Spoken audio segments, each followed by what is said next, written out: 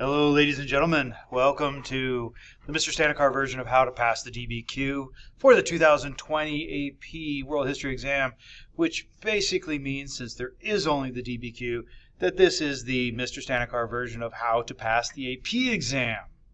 Let's take a look and see what you're up against.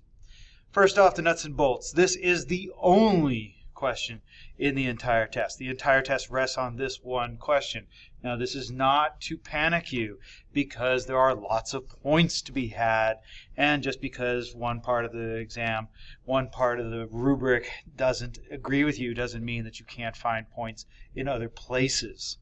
You will have a prompt and you will have 5 documents. The regular DBQ in the regular non-coronavirus years gives you 7, 8, sometimes it has been even more documents than that. But in the reduced time period, this time you have 5 documents and a prompt dealing with some big idea in world history.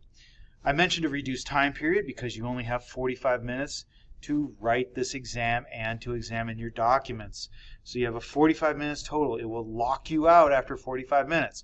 So please make sure that you keep an eye on the clock. After that, you will have 5 minutes to submit.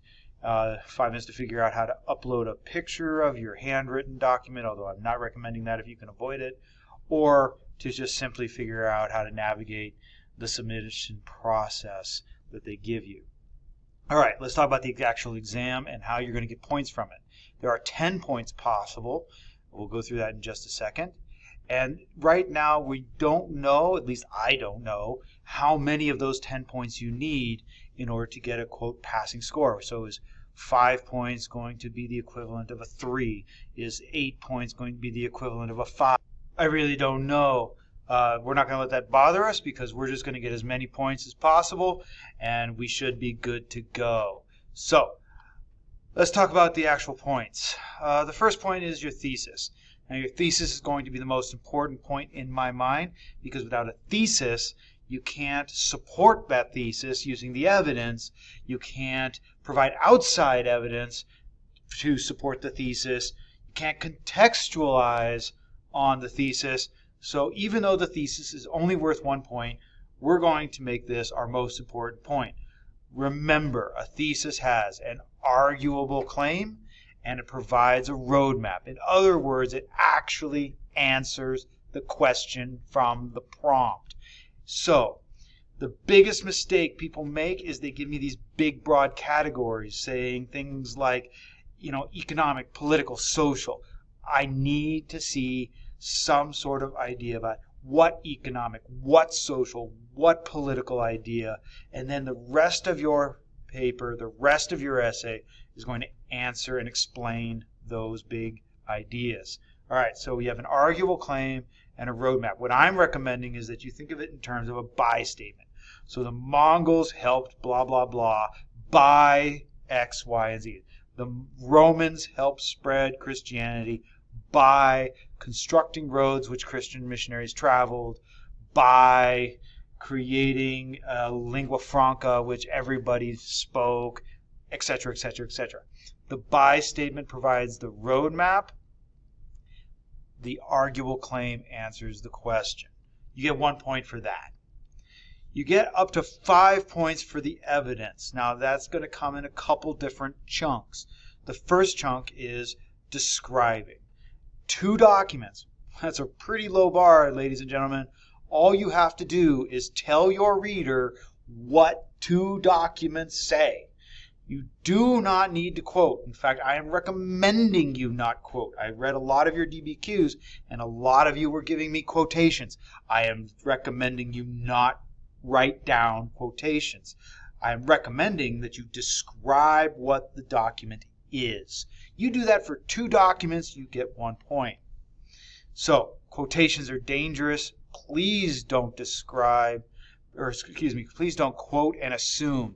And what I mean by that is that you write down some quotation which you think is really important and you assume that this explains to your reader that you know what the document is about.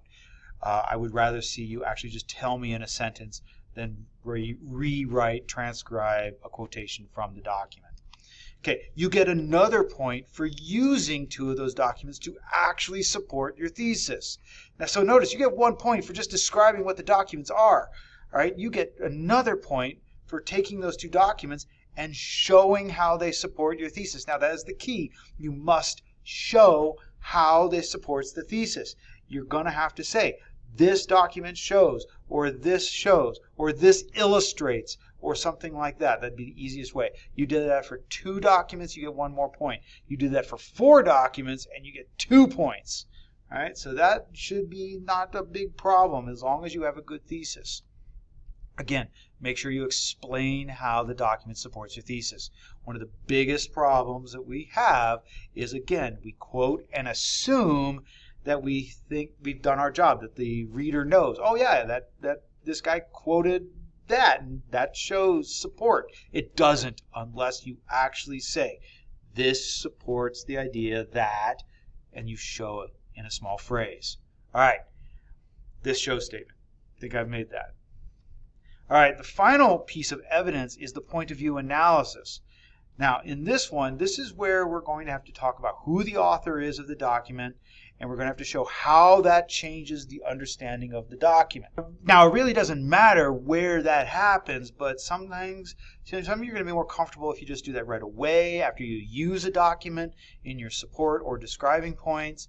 Others of you may want a separate paragraph. It doesn't matter. But you do this for 1, you get 1 point. You do this for 2, you get 2 points.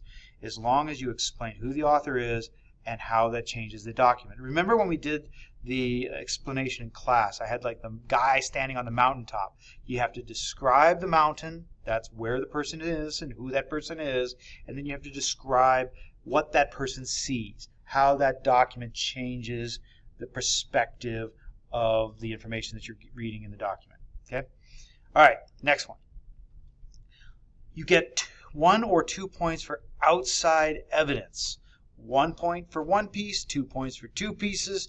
And this is the change for the 2020 exam. Because while this was always a point, this is going to be extra emphasized in this exam. They're giving you 2 points out of 10. It's 20% of the possible points are coming from the outside evidence. And the reason that they're doing this for the 2020 exam is because this is where you show you know some history.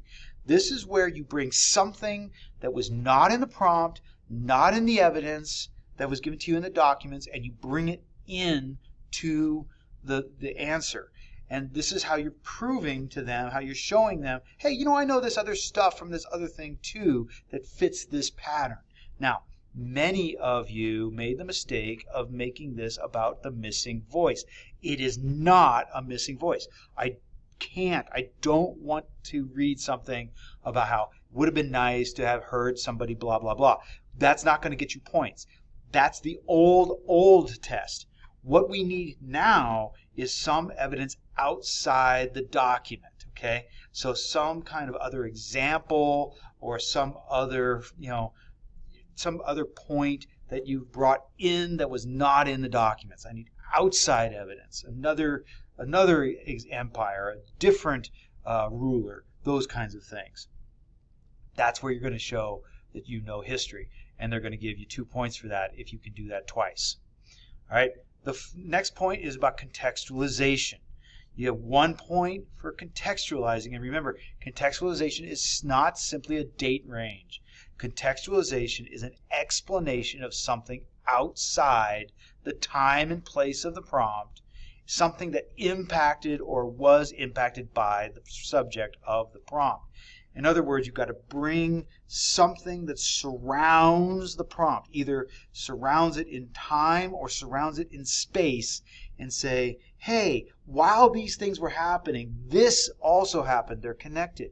While these things were happening, this was impacted by those things. Something from outside the prompt. So contextualization is not simply a date range. It is something, an idea that is outside the time and place of the prompt, that is therefore time or place. That's the key. You can be one or the other, but something outside the prompt that was either impacted by or impacts the prompt.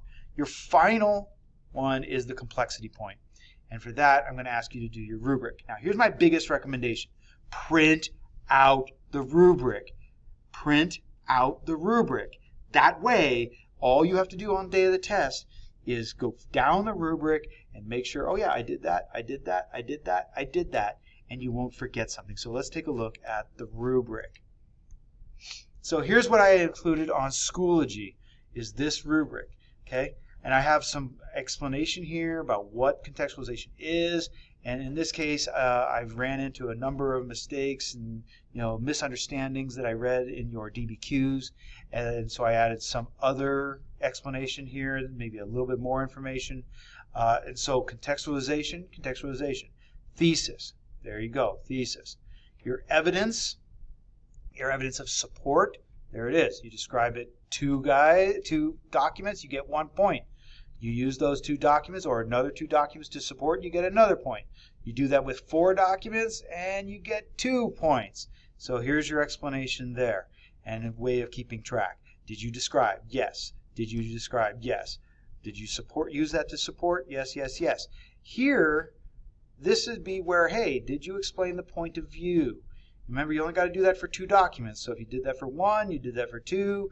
Remember, it has to just simply show who the person is and how that affects the document's meaning and how much we can trust it, putting it in some sort of context about whether or not,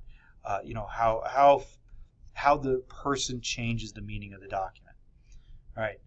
Evidence additional beyond the documents. 1 point for 1, 2 points for 2. Additional beyond the documents.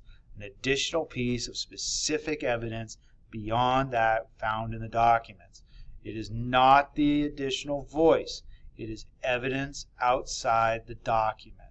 That's worth 1 point for doing it once, 2 points for doing it twice. And finally, the contextualization point, the complexity point. So here you have a number of ideas about how to get that point. It's the hardest point to get. It's the last point you're going to get, mostly because you're going to need to show that you did all these other things in order to have complexity.